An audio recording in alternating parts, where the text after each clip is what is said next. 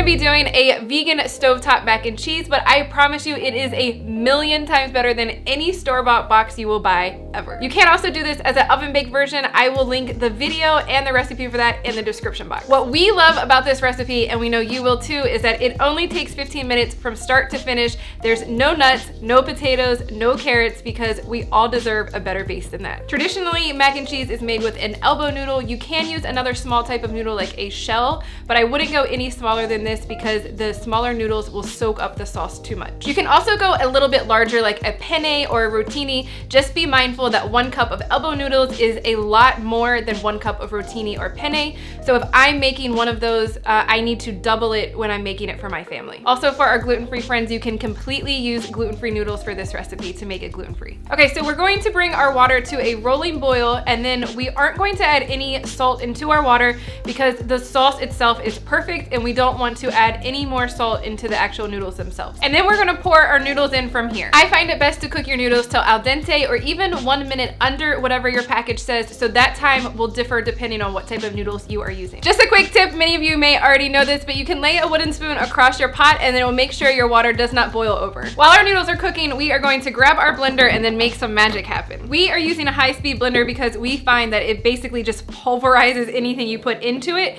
and then it makes just the perfect smooth, creamy mac and cheese sauce. Now, if you only have a more standard blender or you have a food processor, you can also use that for this recipe, but you may want to run your sauce through a sieve. That way you get out any of those particles that may be left behind. I'm also going to leave a link in the description box for our favorite, more affordable, middle of the road blender that does great at blending things super smooth without costing like $400. Now we are literally going to add all of our ingredients for our sauce directly into the blender. First up, we have some butter beans. We are using these because they are creamy and even have a buttery flavor to them, which makes a perfect base for a mac and cheese without using nuts or potatoes and carrots. Now we're gonna add in our liquid, which we are doing a combination of non-dairy milk and vegetable stock. We're doing a combination of both to balance out the flavors. The non-dairy milk is for the creaminess, whereas the stock is for that umami flavor and to cut the sweetness a little bit. Vegan butter we're gonna be adding for some richness and also that smoothness that we're looking for in the creamy mac and cheese. This is going to be the last ingredient that we add to get that like luxuriousness in a sauce that we want.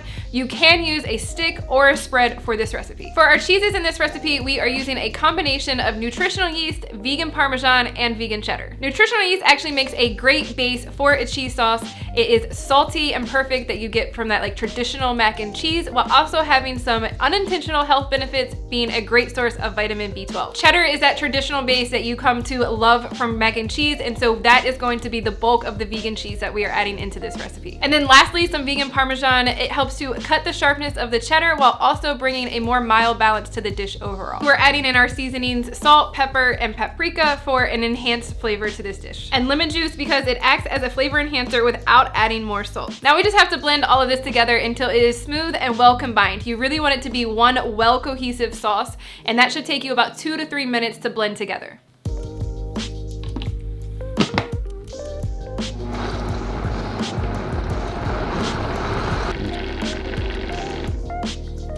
Quick tip, if you have one of the more professional high-speed blenders that actually heats up your sauces, you can let this go for 5 minutes and it will actually be hot enough to go right on your noodles and you can eat it right away. It is literally that easy to make this quick and easy vegan cheese sauce. I do want to quickly mention that depending on the type of vegan cheese that you use or the combination of vegan milks that you use, it could slightly alter the color of your sauce to be a slightly more like bechamel color, like a beige color, to a deeper orange that is more traditional with like mac and cheese. Also, while obviously we were using this to make mac and cheese, this sauce is perfect for a variety of things like dipping chips or pretzels, using it as a pizza sauce, or even drizzling it over something like tacos or potatoes. To finish this up, we're just going to combine our sauce with our noodles. Just a tip, if you like this more lightly sauce, you can add just a little bit and use the rest for something else.